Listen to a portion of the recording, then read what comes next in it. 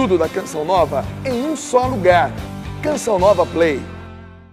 Muito boa noite, meus caros amigos e amigas que acompanham a TV Canção Nova. Estamos começando mais um programa Escola da Fé. Uma alegria chegar até a sua casa. Bem-vindos vocês todos que estão aqui, lotando o nosso auditório aqui hoje, né? E hoje vamos fazer um programa especial, porque a gente vai... Estou falando sobre igreja, já tem várias aulas, né? Então, convidei Dom Henrique Soares da Costa, que está aqui conosco, bispo, né, de Palmares, no Recife, em Pernambuco, e que nós vamos conversar um pouco então sobre igreja, aprofundando, né, essas nossas aulas e esse nosso aprofundamento, ok? Mas antes vamos rezar, né? Porque sem mim nada podeis fazer, disse o Mestre, né? Em nome do Pai, do Filho e do Espírito Santo. Amém. Amém. Vinde, Espírito Santo, enchei os corações dos vossos fiéis. Acendei neles o fogo do vosso amor. Enviai o vosso Espírito, e tudo será criado. Renovareis a face da terra. Ó Deus, que instruíste os corações dos vossos fiéis com a luz do Espírito Santo, fazei que apreciemos retamente todas as coisas, segundo o mesmo Espírito, e gozemos sempre da sua consolação, por Cristo nosso. Amém. Pedindo à Virgem Maria que nos acompanhe nessa noite, nesse programa, interceda por nós. Ave Maria, cheia de graça, o Senhor é convosco. Bendita sois vós entre as mulheres. Bendito é o fruto do vosso ventre, Jesus. Santa Maria, Mãe de Deus, rogai por nós, pecadores, agora e na hora de nossa morte.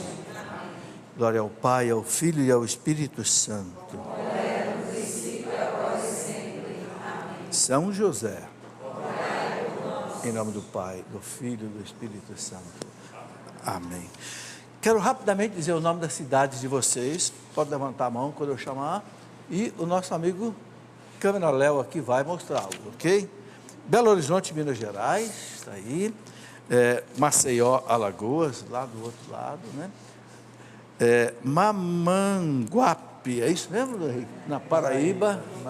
Mamanguape. Porto Seguro, na Bahia. Está ali, ó. Teixeira de Freitas, Bahia.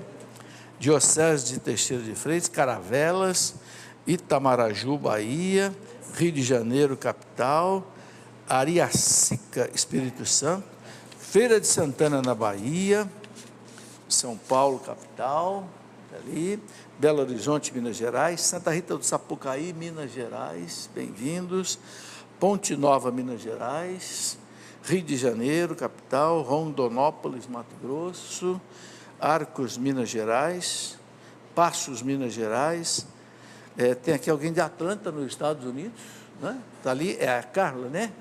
E alguém de Jacareí, São Paulo, ok? Temos aqui também um sacerdote conosco, o padre Gleidmar, de Campina Grande, na Paraíba. É uma alegria, estamos aqui com os amigos também. Sejam bem-vindos. Vamos então conversar com o Dom Henrique.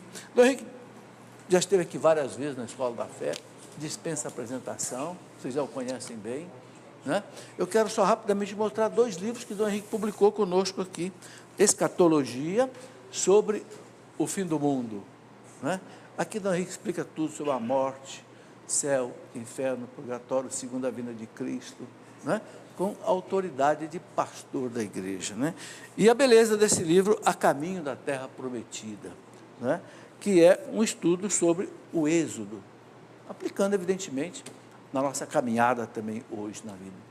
Dom Henrique, muito obrigado pela sua vinda. Quer dizer alguma coisa rapidamente sobre os livros? Sim, Diego.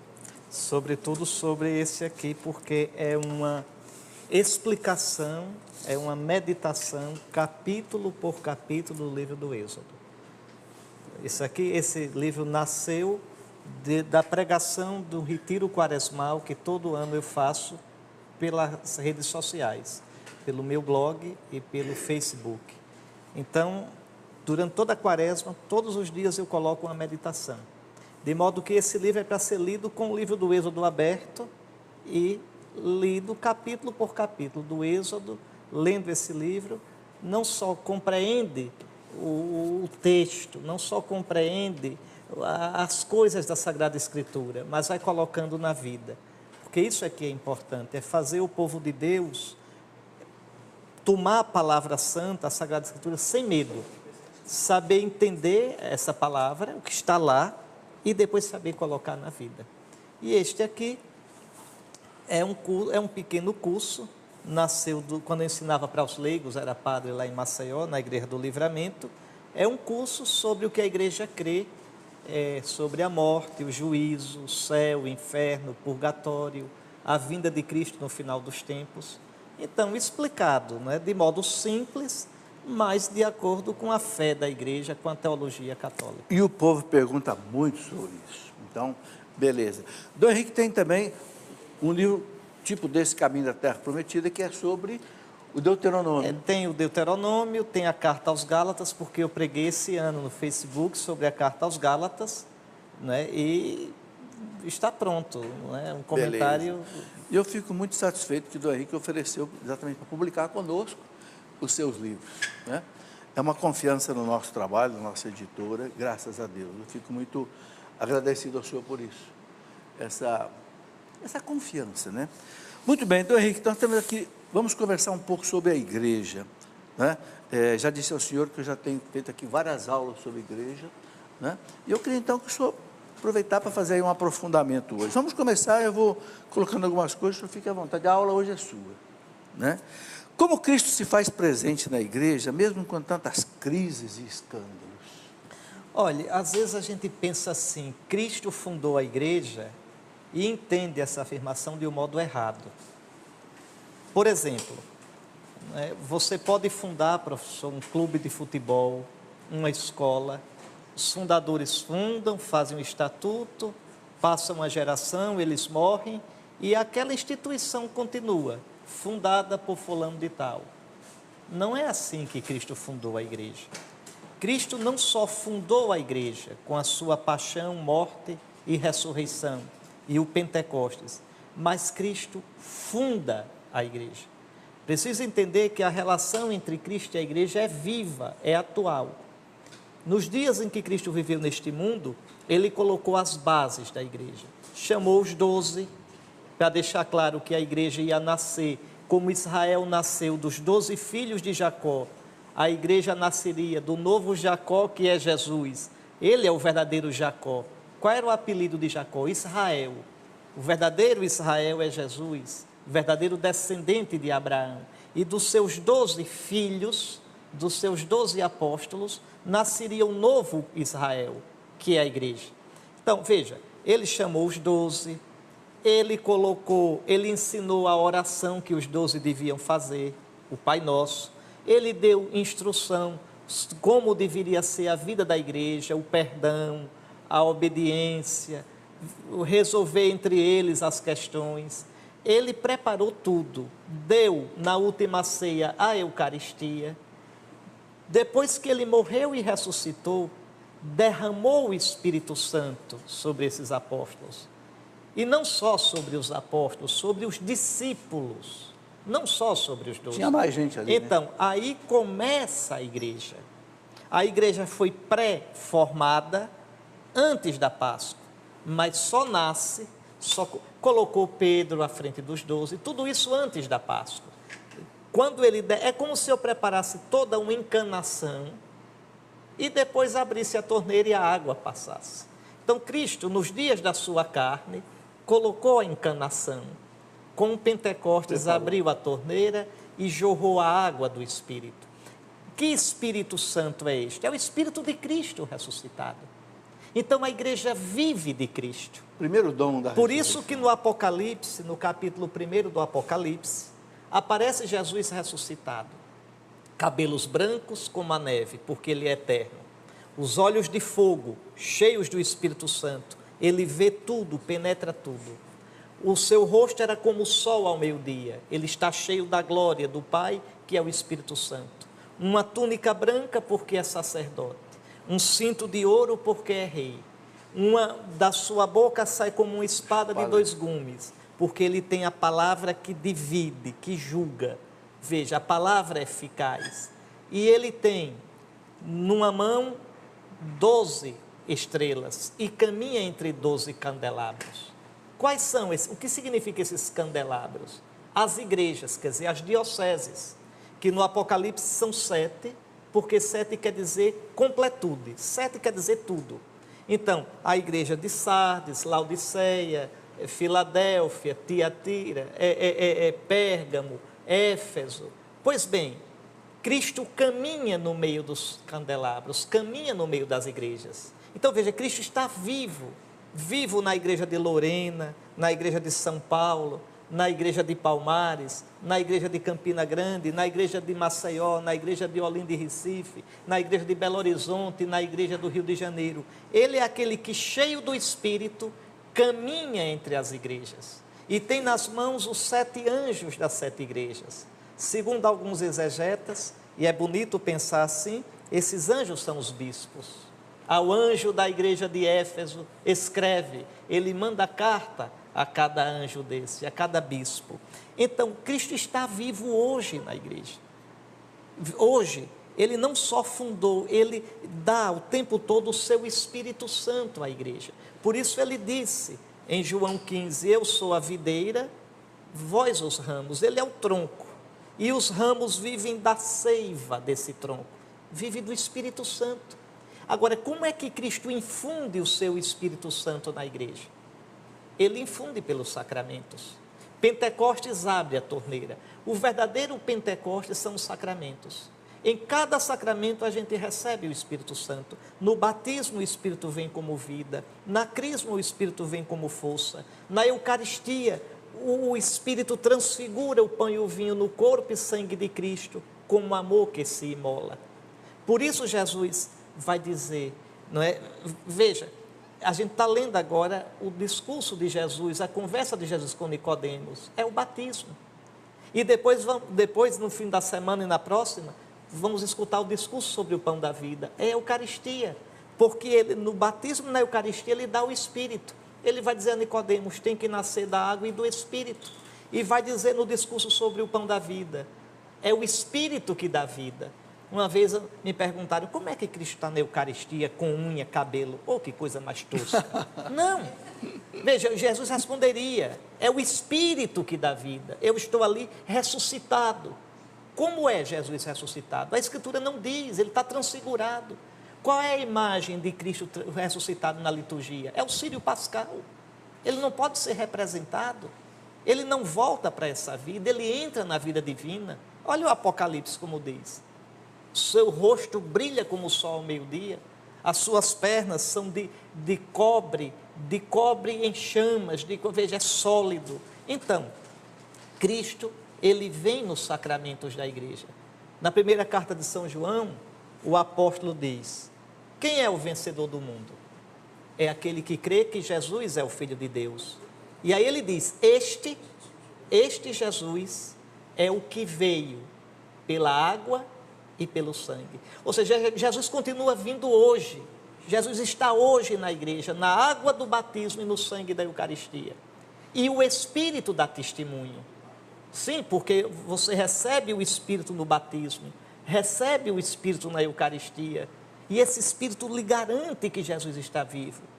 Esse Espírito garante que Jesus está na sua igreja. Leva a clamar papai. A nossa experiência de Cristo não é a experiência de um sociólogo, um historiador das religiões. Eles podem saber tudo de Cristo de fora. A gente sabe de dentro. A gente experimenta o Senhor. Cristo para a gente não está no passado. Cristo está presente. Ele me fala. Ele me faz chorar, ele me faz sorrir. Ele formata a minha vida.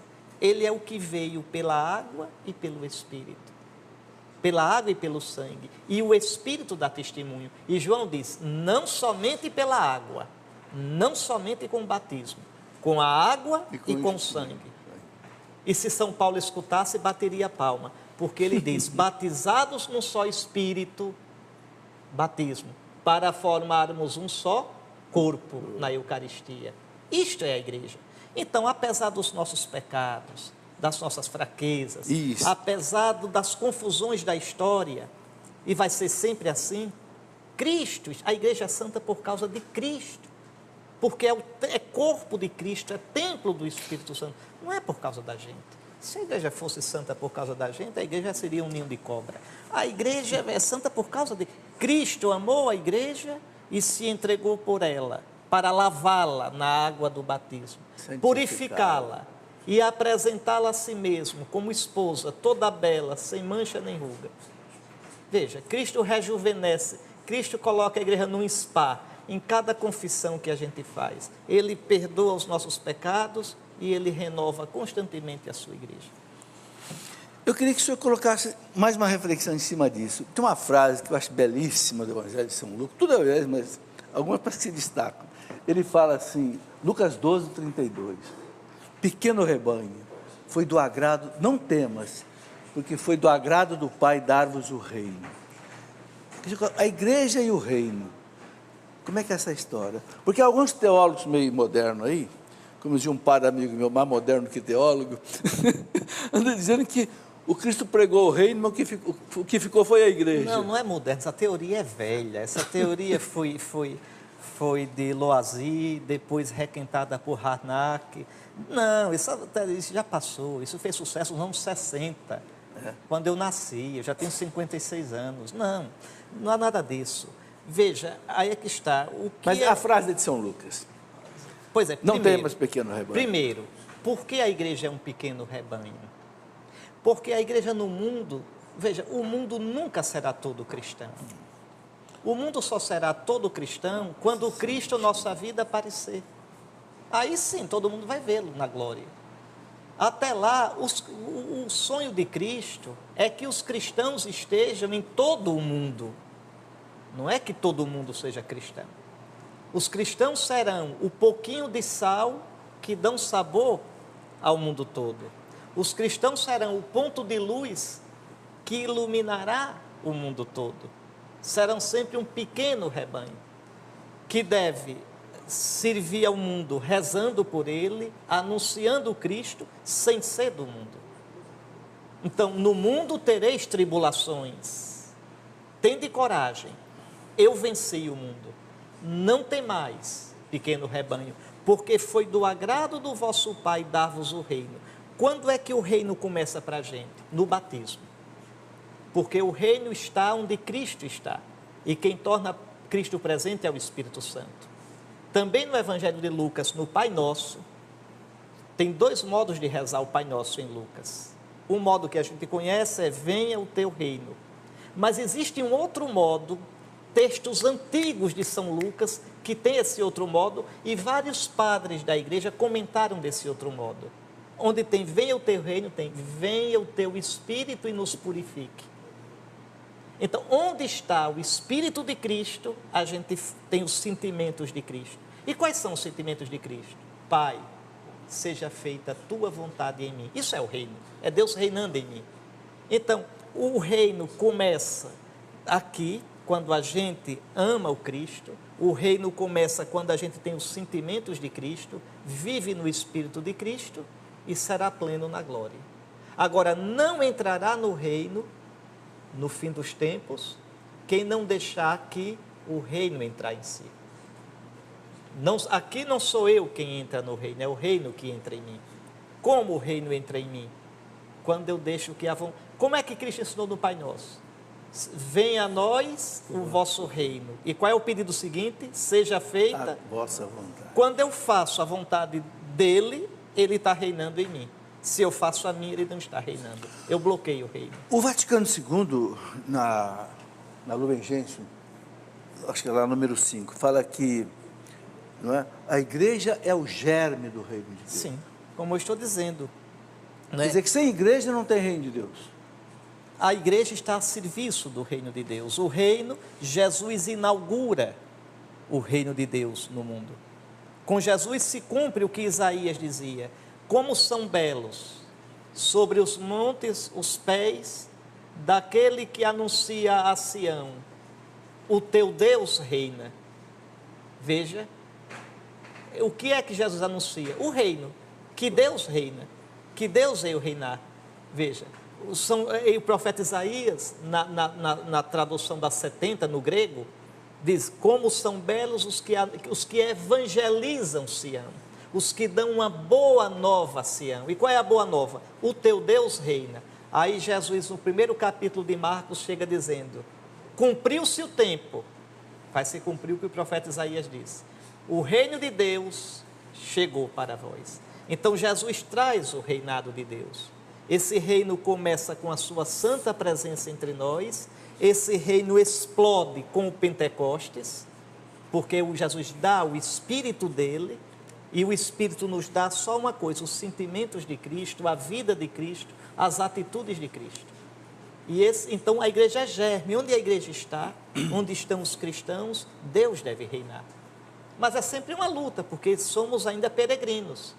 Não é? Como diz Santo Agostinho, a igreja caminha entre as consolações de Deus e as provações, as perseguições do mundo. Né? Mas quando chegarmos lá no final, quando Cristo, nossa vida, aparecer, esse reino estará consumado. Só na parousia. Só na parousia. O céu só no céu, não na terra. Só quando Cristo voltar. Pois é, mas a igreja é o germe, a igreja é o lugar do reino. O reino pode se manifestar fora da igreja? Pode, porque o vento sopra onde quer.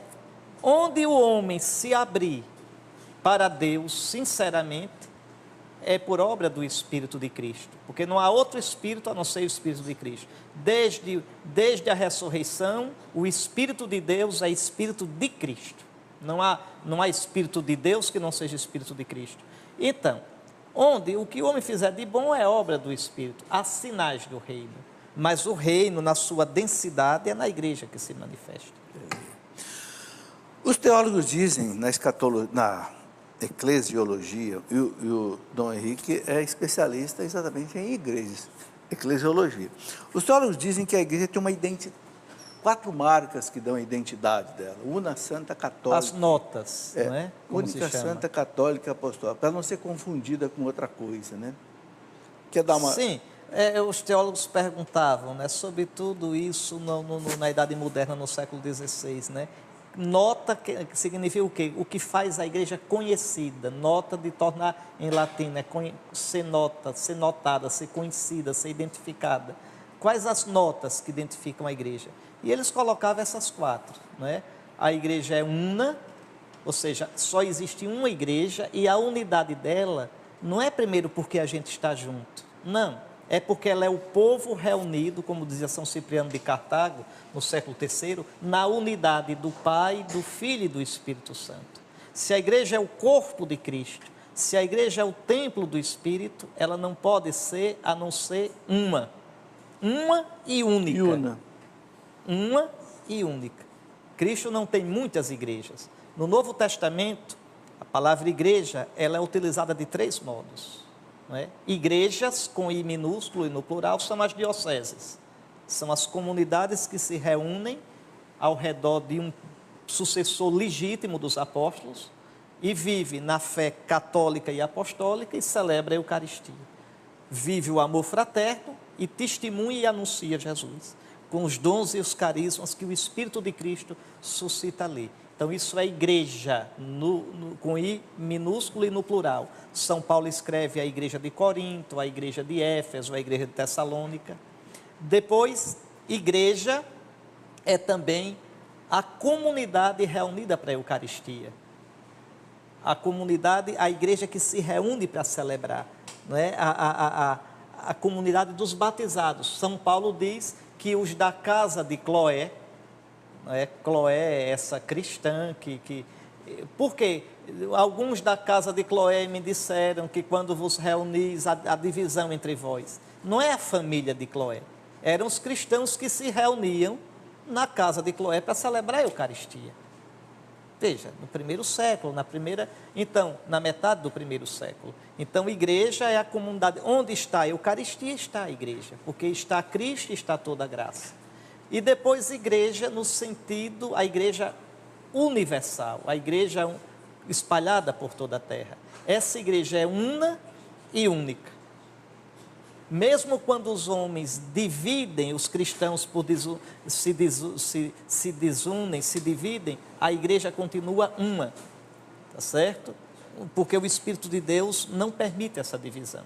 Agora, isso tem que ser expresso concretamente, né? Na comunhão com os legítimos pastores, os bispos legítimos, em comunhão com o sucessor de Pedro. Então, essa é a igreja una. Beleza. Dom Henrique, vamos fazer um intervalo rapidamente? Na volta eu coloco as outras 3 notas da igreja. Isso. Ok? Aguarde que é rapidíssimo nosso intervalo, não dá mais que 3 minutos. Espera aí, nós já voltaremos. Muito bem, já estamos de volta com a nossa Escola da Fé, conversando aqui hoje com Dom Henrique Soares da Costa sobre a igreja, né? Eu quero, antes de continuar a conversa com ele, mostrar rapidamente esta ação, né? Palavras que Curam, da Canção Nova, né? Vocês já sabem, a Canção Nova já tem divulgado isso, são 3 meses em que nós teremos 4 gravações, 4 palestras gravadas, que a pessoa que contribui com R$20, além da contribuição normal, vai ter acesso a essas gravações. Então, nesse mês de maio, uma do padre Marcelo Rossi, uma palestra minha, uma da Luzia Santiago e outra do Tiago, né, que é consagrado da Canção Nova, ok? Então, você recebe um boleto na sua casa. Se você faz essa contribuição de R$20 a mais, você tem acesso. Depois, quando terminar todo o programa, né, Palavras que Curam, que vai terminar no mês de junho, então você recebe um DVD com todas as 12 palestras, né, das pessoas que vão se sucedendo aí a cada mês, ok? Porque a Canção Nova depende disso para viver, né? Ela evangeliza e da evangelização também ela tira o sustento. E todo mundo sabe que a Canção Nova tem uma luta muito grande, né, para pagar todas as suas dívidas, né, que passam aí de 20 milhões por mês, não é fácil, né? Muito bem, antes de voltar aqui com o Dom Henrique, eu quero só mostrar esse livro, A Minha Igreja. Esse livro é um livro que eu escrevi baseado no quê? Catecismo da Igreja, um documento belíssimo do Papa João Paulo II, que fez uma série de catequeses sobre a Igreja, né? Então, aquilo que a Igreja nos ensina sobre ela mesma, tá? Quem quiser aprofundar nisso. Dom Henrique, o senhor estava falando daqueles 4 pontos que são notas marcantes da Igreja. Igreja una, santa, católica e apostólica. E são dogmas, né? São os credos, né? Exato. Então, ela é una, essa unidade nasce do próprio Cristo, que dá o Espírito, né? O Espírito que conserva a Igreja unida. E essa unidade se manifesta, sobretudo, na Eucaristia. Todas as igrejas, no sentido que eu falei, do mundo, celebrando a Eucaristia, em Cristo vamos nos tornando um só corpo. E isso deve se manifestar concretamente na comunhão entre nós, na comunhão com os bispos, tá certo? Os bispos, a comunhão entre si e com o sucessor de Pedro. Depois a igreja é santa, santa porque Cristo a santifica. Cristo amou a igreja, entregou-se por ela, a vivifica o tempo todo com o seu Espírito Santo. Então, ainda que, veja, a igreja não é santa e pecadora, isso aqui seria um erro dizer isso, não é de modo algum santa e pecadora. A igreja é essencialmente santa. Agora, enquanto caminha nesse mundo, formada de pecadores, ela tem no seu meio os cristãos que são santos, mas que experimentam ainda as marcas dos pecados por fraqueza. Atenção, porque uma coisa é o pecado, aquele pecado pela debilidade humana.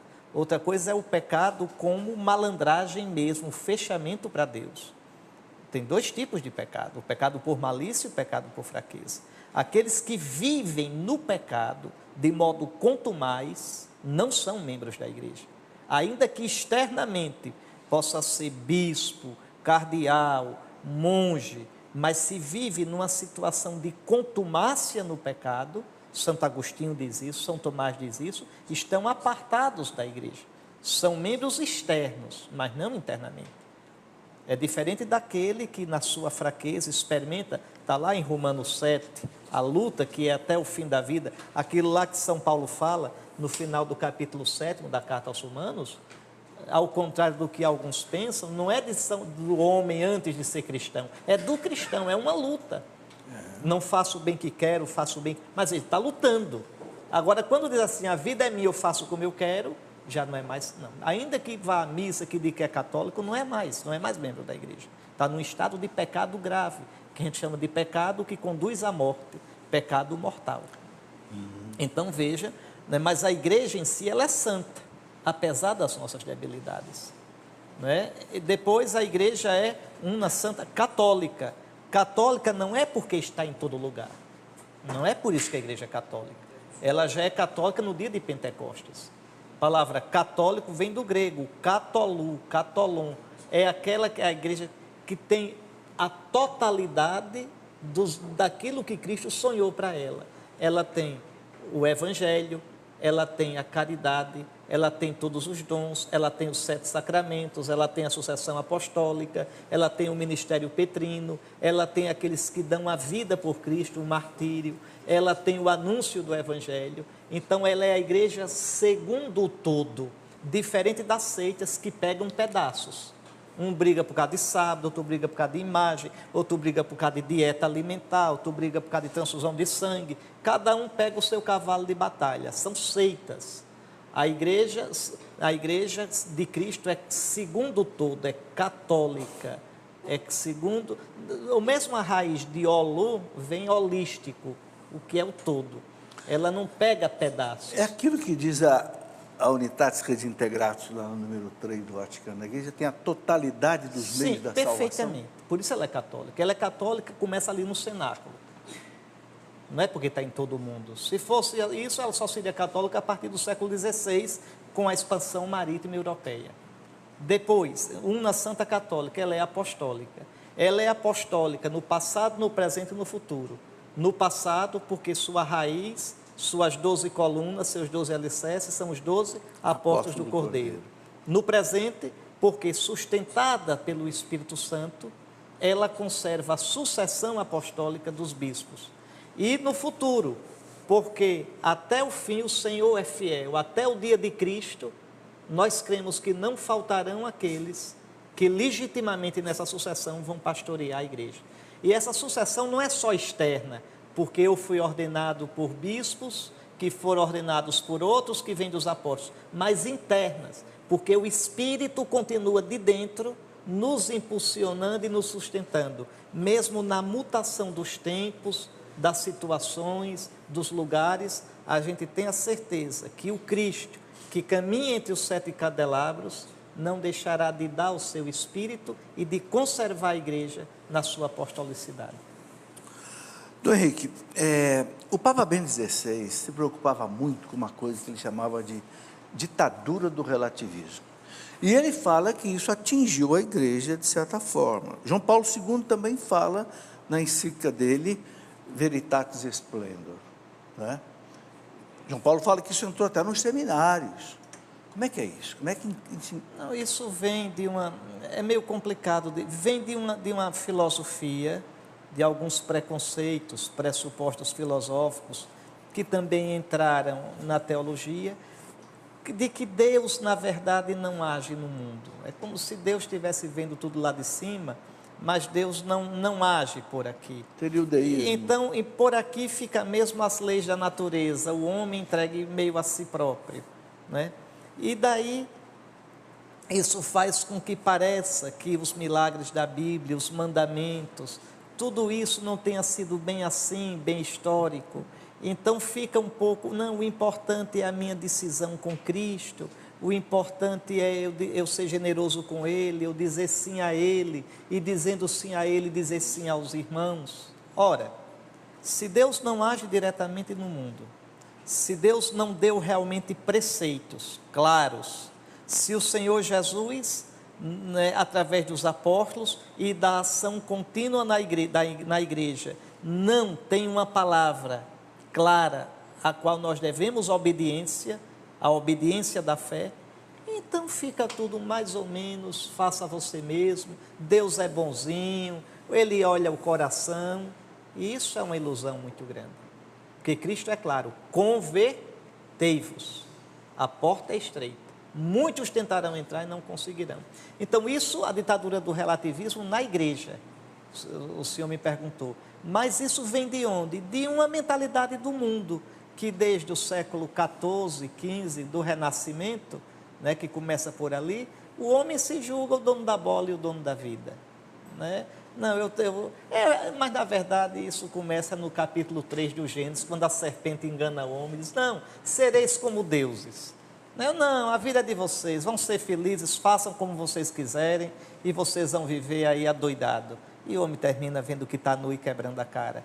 Então, esse relativismo é quando eu perco de vista que Deus está presente no mundo, que Deus age no mundo, que Deus, na sua santa palavra, deu preceitos, mandamentos, que o Espírito de Cristo age na igreja, e aquilo que a igreja ensina em matéria de fé e de doutrina moral, deve ser acolhido na obediência da fé por todos os seus filhos. Não dá para eu escolher, não, isso aqui eu pego, isso aqui eu não pego, não, isso aqui não é verdade, isso aqui é verdade, não, isso é heresia. O que quer dizer heresia? Quer dizer escolha. Heresia quer dizer escolha. Não, eu escolho o que me convém, faço a minha religião própria, coloco na minha mochila, e o que não me interessa eu deixo de lado. Isso é heresia. Isso é o relativismo. É o diferente da totalidade, do catolon, do todo. É a heresia. Me leva ao relativismo. Dom Henrique, outra coisa. Nesse livro do senhor aqui, Escatologia, o senhor fala bastante disso, né? Sobre o fim do mundo. A gente sabe que a meta de todo o trabalho da igreja é o reino de Deus. Sim. Venha a nós o vosso reino. Nós pedimos isso todo dia, muitas vezes. Quando é que esse reino vai chegar? Ele já veio com Jesus, já começou, já está entre nós. Mas quando é que vai ser a plenitude desse reino? A plenitude só Ele sabe. Não tem cálculo. Bom, na verdade vai chegar logo. Como é que termina a Escritura? Termina de um jeito lindo. Está lá na Basílica, a coisa mais linda do mundo. Eu estava hoje olhando lá, eu gosto de olhar isso. O Espírito e a esposa dizem, vem. Senhor Jesus. Vem. O Espírito de Cristo faz a igreja desejar, ter saudade. Vem, Senhor, vem. Desde a ressurreição que a igreja está assim, encantada com Jesus. Encantada. Os nossos primeiros irmãos viram o Senhor. Durante um tempo, que a Escritura chama 40 dias, o Senhor se revelou aos 12, não só aos 12. São Paulo diz na 1 aos Coríntios capítulo 15, que ele uma vez apareceu de uma vez só a mais de 500 irmãos, homem, mulher, criança, veja. E desde lá que a igreja fica, vem Senhor, vem. E ele diz, eu venho em breve. Pronto, há 2000 anos que ele diz que vem em breve, e vem mesmo. Mas o tempo dele não é o nosso, professor. Jesus deu uma ordem muito curta para a igreja, no modo de falar, e muito difícil de cumprir. Ide, pelo mundo inteiro. Esse ide é que movimentou a igreja, fez a igreja sair da Europa, vir para a América, ir para a Ásia. Sair da Terra Santa. Sim. Para a Europa, porque às vezes a gente pensa que a igreja é europeia. Mas da Europa veio para a América. A igreja nasceu na Ásia, nasceu em Jerusalém. Sim, mas depois foi para a Europa e da Europa veio já para cá. foi uma saída. Né? E foi para o mato, né? Eu estava lendo esses dias, até escrevi um livro sobre São José de Anchieta. Que coisa impressionante. O homem atravessava matas para batizar um índiozinho para não morrer sem batismo, né? Esse ide que Jesus colocou, hoje ele está de pé ainda? Estará sempre, sempre. A igreja ou é missionária ou não, é nosso Mas não há um dever. certo arrefecimento nesse ide? Por causa do relativismo. Porque às vezes se pensa que o homem pode se salvar sem Cristo. E Cristo, todo homem tem o direito. Não é direito adquirido, é direito por graça de Deus, de escutar o Evangelho, de saber que é amado, que Deus o amou tanto, que enviou o seu Filho, para que todo aquele que nele crê não pereça, mas tenha vida eterna. Nós não podemos privar ninguém disso. Agora, evangelizar não é impor. Evangelizar não é dizer ou você se converte ou está no inferno. Não. Mas levar o Cristo, anunciar, é dever da igreja. Isso nosso Senhor determinou e até o fim dos tempos a igreja. Interessante que a Eucaristia termina o padre dizendo, ou diácono, ide em paz, ide. Esse ide não é vá para casa, vá para o mundo anunciar o que você viu. Que Ele está vivo, que falou conosco, que partiu o pão conosco e que nos alimentou. Muito bem. Esse ide, professor, os pais em casa educando os filhos. Então, é isso que eu ia perguntar para o senhor aqui. Os professores na escola, ou no ambiente onde você Alguém estiver. perguntou isso daqui, qual é o papel do leigo na igreja hoje? Ser sal e luz. O leigo, primeiro vamos entender essa palavra leigo, né? Que é uma palavra que teve uma sorte, um destino muito infeliz. Porque hoje, quando a gente quer dizer que não entende de uma coisa, eu sou leigo nisso. Né? É uma miséria. Ignorante. Né? É uma miséria, que o sentido é o contrário. A palavra laikos em grego quer dizer o que está dentro do povo de Deus. Em grego, laikos quer dizer isso, o que está dentro do povo de Deus. Ela é formada de duas palavras, laos.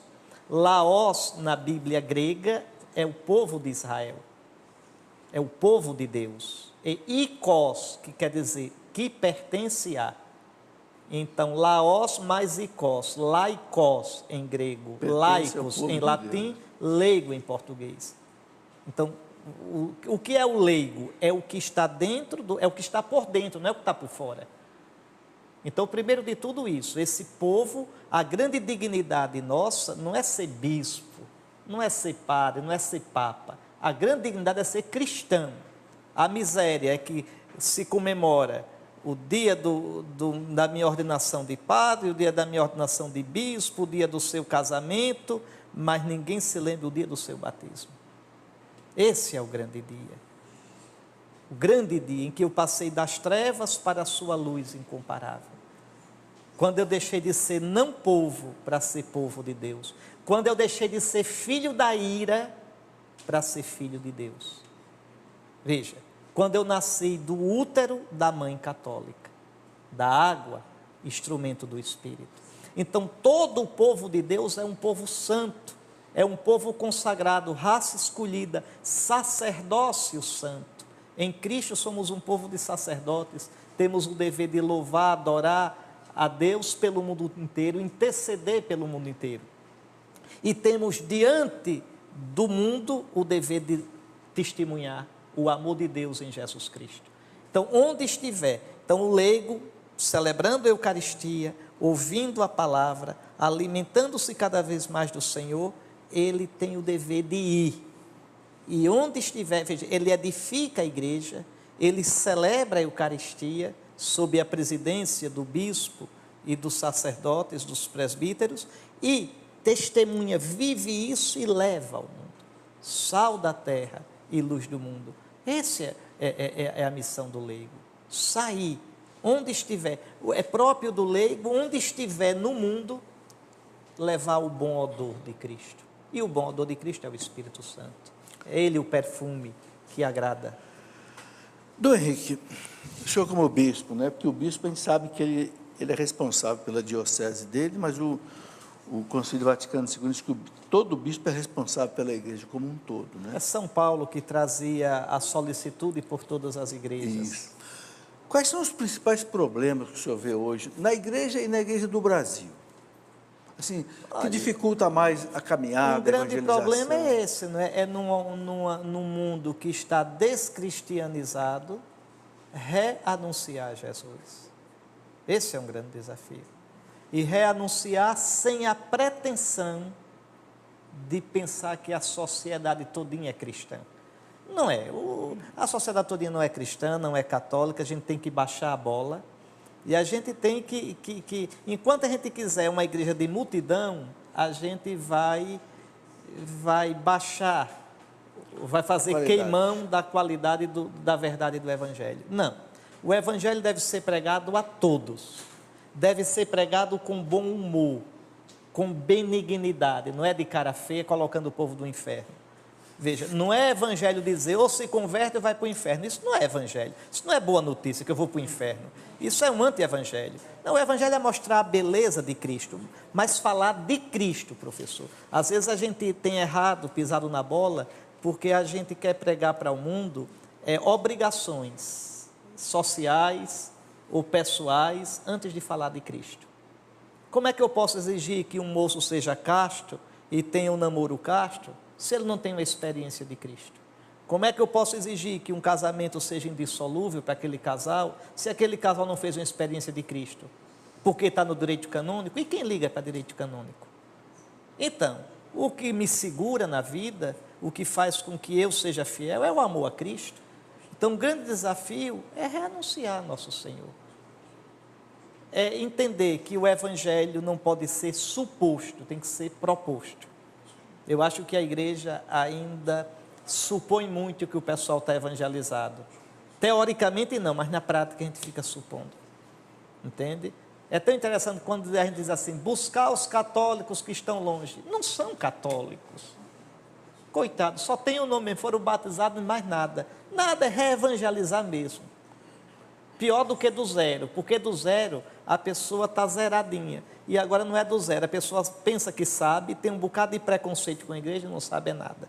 Então é desfazer o preconceito, é recuperar tudo.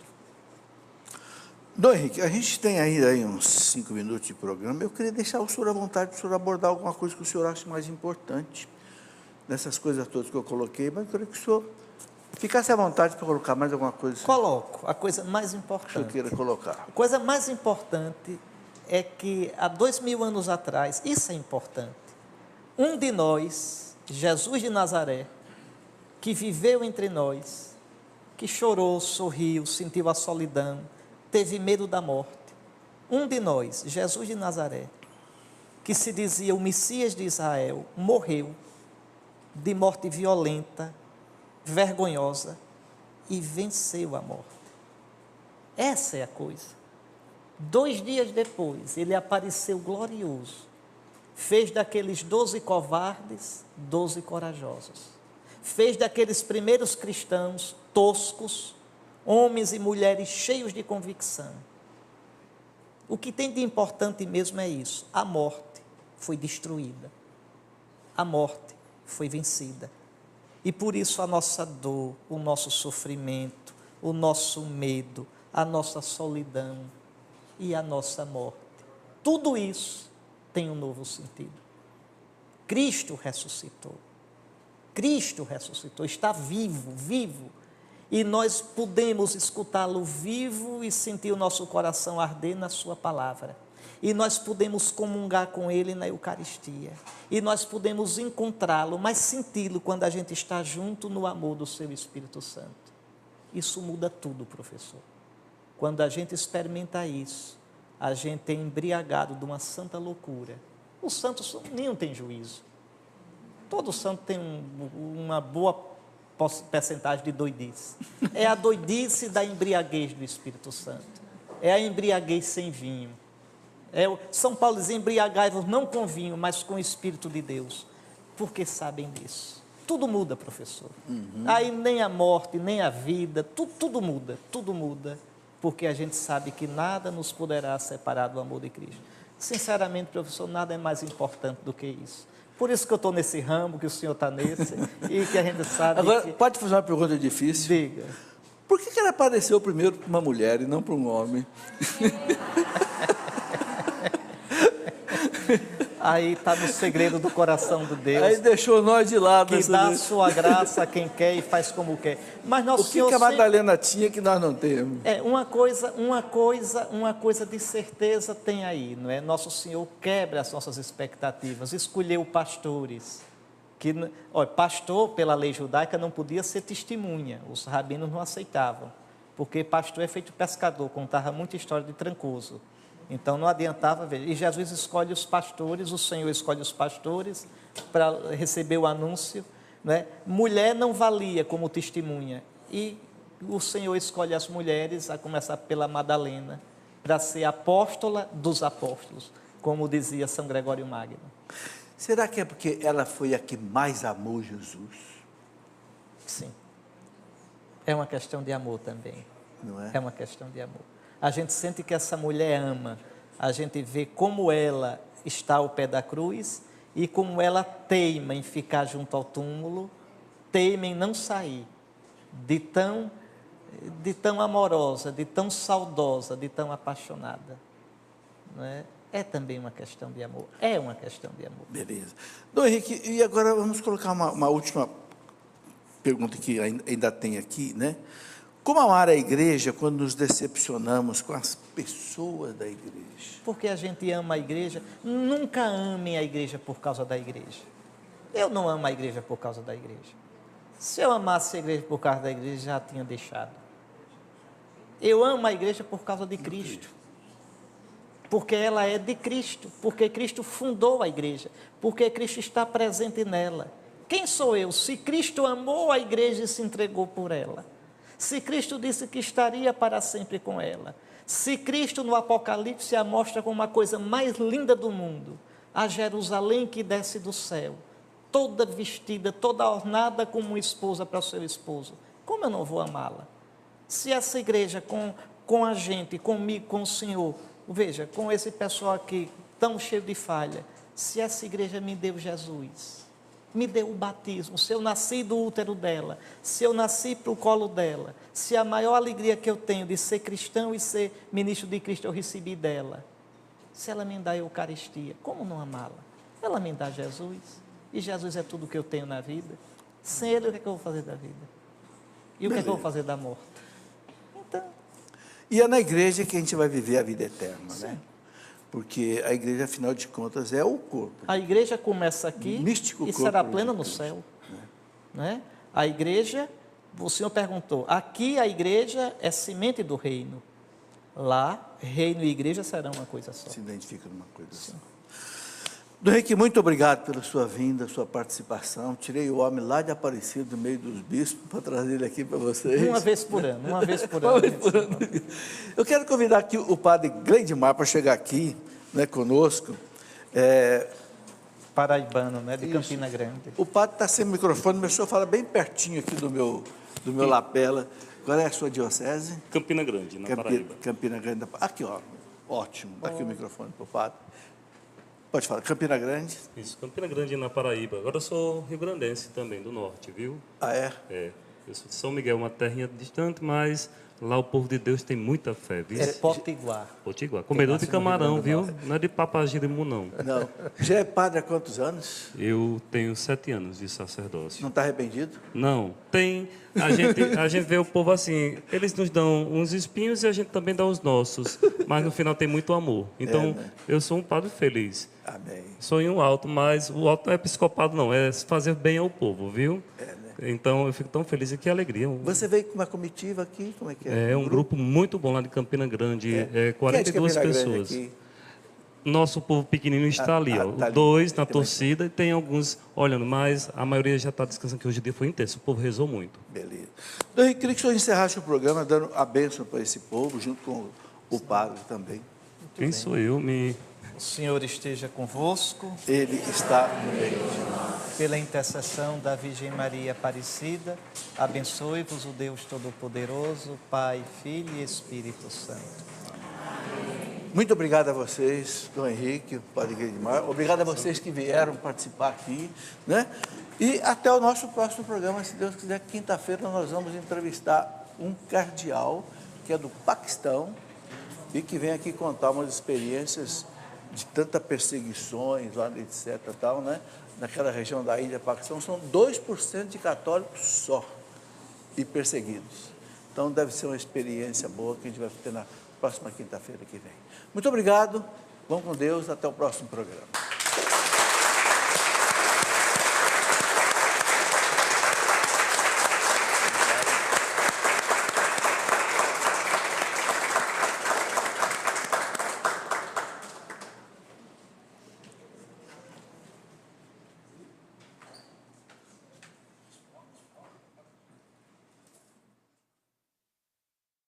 Tudo da Canção Nova em um só lugar. Canção Nova Play.